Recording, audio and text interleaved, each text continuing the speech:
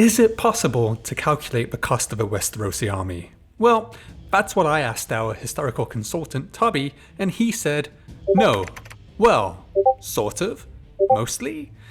Actually, but it is not pretty, just like me. I may have added the last bit. But he gave me the possibility of hope that we could calculate it. So, like my idol Gregor Clegane, I stormed his house and smashed his face into his birthday cake. To get that out the way, he's old now, so birthday parties are no biggie, and dragged him back to the dungeons to get writing. And this is what he's come up with, so any issues or problems with the video will result in his being flayed. Right, Tobby?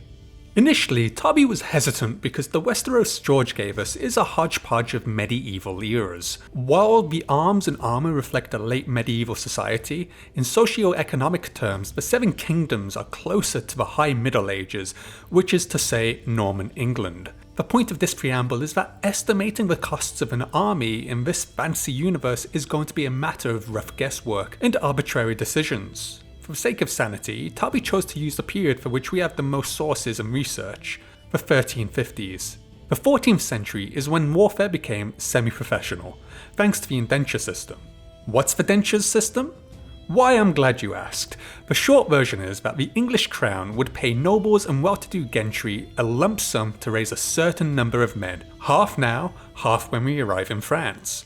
This represented a step forward from the older, more classically feudal system where land was tied to military service. As far as we can tell, Westeros does not operate on this half-feudal, half-professional standard. It seems the soldiery are still paid per day rather than serving in lieu of holding land from their liege. Thus, we may as well use the best approximation of the circumstances we have from real history. Under Tywin, the Westerlands seem to have enforced at least an expectation of his vassals, due to their uniform armaments and clear division based on function. They have pikemen, archers and heavy horse. If Tywin is simply calling his banners, then the Lords of the West must have a stronger understanding of what each of them are intended to contribute. Okay, let's talk wages then. Returning to the topic of individual pay, the going rate for a knight at the period we are concerned with was 2 shillings a day. Between the host Tywin had at the Green Fork and the forces under Jaime besieging River Run, the Lannisters fielded about 9,000 knights. That would make the total cost of a single day for Tywin's heavy horse 18,000 shillings. Wait, that's still in 14th century currency. How does that even work? Well, it was 12 pence a shilling and 20 shillings to a pound, so converting shillings and pence into pounds would return us £900.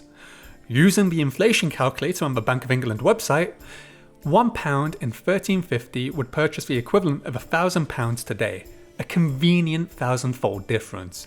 Therefore, the daily pay for the Lannister Knight Corps would be £900,000. Archers, on the other hand, earned 3 pence a day. The often quoted 6 pence figure was for mounted archers, which, while indeed was the English army's backbone, does not apply to Westeros.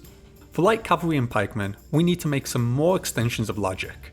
The 14th century English army did not have pikemen and light cavalry, meaning horsemen used for scouting and skirmishing. That was accounted for with their habit of mounting archers. The light cavalry will therefore be accorded the pay of a men-at-arms, heavily armed and armoured men who fought on foot, which would run you the cost of a shilling a day. Continuing our trend of simplifying things, we can presume pikemen earn less than cavalry, though more than archers. This would grant them a wage of 6 pence, which was that of an English mounted archer. Archers were viewed as the lowliest members of the medieval rank and file outside of late medieval England, who would therefore be the lowest paid type of soldier. This is of course before they won the 99-year war, and each of them was granted knighthoods and golden bows. The Lannisters seemingly prefer even proportions for their infantry, as the one time we are given details at the Battle of the Camps, a division of Jaime's host totaled 4,000, 2,000 spears and 2,000 bows. This simplifies matters, 6,000 of each with Jaime and 6,250 of each at the Green Fork.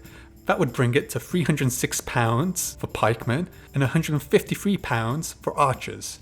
For modern day, that's £306,000 and £153,000 respectively. And that's just to hire the goddamn army. How much is it to equip them? So far we have covered only the salary of each soldier. That accounts for only the largest part of total expenses, as it seems cooks and other camp followers are entirely unconnected to the army's pay structure. We can thankfully ignore them. Each knight and heavy lancer would require at least 2 spare mounts. A good warhorse itself would be worth £20. 3 such steeds and a knight's armament runs the cost of fully equipping a knight to at least £70.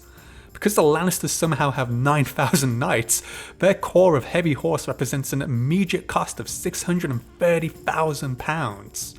And remember, that's in 14th century money. If you want to convert it to modern terms, 9,000 Lannister knights are equal to the GDP of an island nation like Tonga or Dominica. If it sounds expensive being a knight, you'd be right. Hey Tobby, that rhymed. Those with the wealth to support a knighthood had to be forced into accepting their status as knights. This was called the distraint of knighthood, and if you want to know more about that, ask Tobby in the comments. This isn't the bloody history channel. I shall raise a tankard to that. Glory be to the Fandome. For archers and pikemen, we can presume they come from the yeoman class, roughly equivalent to our modern middle class, which meant owning land valued at about £5. An archer equipped with a bow, 2 dozen arrows and a sword or dagger was running at the cost of £2. Pikemen, whose armour would cost more, perhaps £5 to £7. Run the numbers, and that's an outlay of £85,000 to outfit them at the start of the war, or about 85 million modern day pounds. Ouch. But wait, there's more. The mountain clans and the bloody mummers, brave companions. Again, matters here seem simpler. The clans and mercenaries served for plunder rather than daily wages. Tyrion's 300 brave boys were given the cheapest spare equipment. Let's say £1.50 each in value, or £450 total. Vargo Hoat's men came already equipped, so employing them essentially cost Tywin nothing, but it did cost Jaime a hand. So, what have we learned here? George is really freaking bad at math, but also the Westerlands must be a land of milk and honey. Edward III's last campaign in 1359 fielded 10,000 men and cost around £130,000 or 130 million in today's terms in wages alone, and that was considered ruinous due to the lack of gains or plunder. From the time when Tywin amassed his forces to assault the Riverlands until the Battle of Blackwater's conclusion, 334 days have elapsed, almost 1 year. That 1 year cost Tywin £363 million in today's money. This excludes everything after the Blackwater as Tywin begins Operation Cleanup in the Riverlands and Crownlands, which is still ongoing even in the Feast of Crows, with Jaime marching with a force to ensure the surrender of Riverrun and Raventree Hall.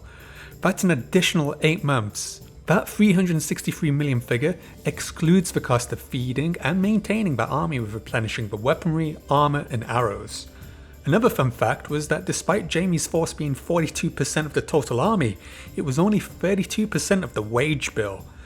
Jaime's armoured cavalry was a reasonable 15% of his force, compared to the same unit amounting to 35% of Tywin's force. If Tywin's force was much more balanced, rather than having 1/3 of it being ridiculously expensive heavy cavalry, the cost per day would fall dramatically.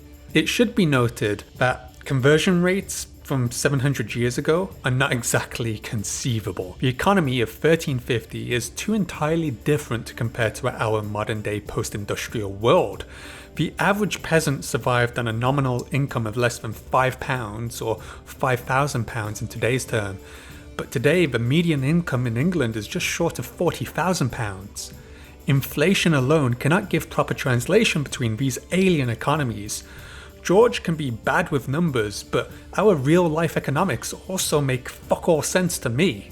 Okay, so that's a hefty deficit, and the gold mines of the Rock are going to be put into overdrive, and we need to feed Tywin some laxatives because he needs to be fucking leaking gold to pay these guys. Unless getting half of them killed was his master plan. Guess you don't have to pay them if they're dead, right? Tom, Liam, my lieges, it is my pleasure to congratulate you upon your latest success. 50,000 men under your banner. Ha! What a number! Congratulations! I shall raise a tankard to that. Glory be to the Fandome.